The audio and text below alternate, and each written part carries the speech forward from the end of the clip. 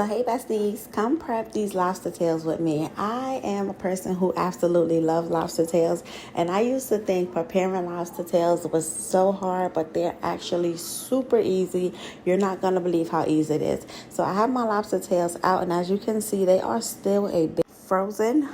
I highly recommend that you wait until they are all the way defrosted, but I had to get breakfast started and I was getting ready to go. So first thing we're going to do is fluff our lobster tail. We have these wild caught fresh Caribbean warm water lobster tails, and we're going to fluff this one. So first thing I'm going to do is take my kitchen scissors and I'm going to cut the shell down the middle. You're going to cut just the top layer. You're not going to go all the way through to the bottom layer. That extra skin that's inside of it, or whatever that is, I don't know the name of it honestly, we're going to go ahead and remove that part of it. And it's a little tough to get out, but you're going to be able to get it all out.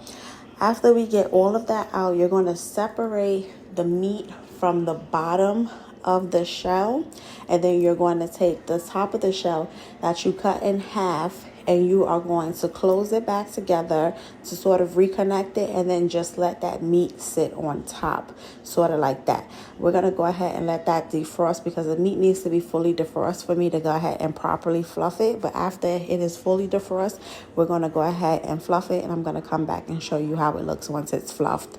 So we're going to go ahead and put that to the side.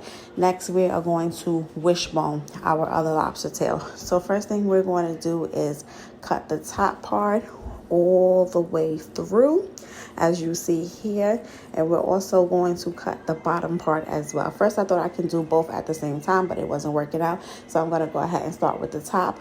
I'm going to cut that piece all the way up just to the base of the lobster tail, the tail end itself, and then I'm going to take my knife and I'm going to go all the way through. You're going to make sure you cut through both shells, and then you're just going to split it open just like that.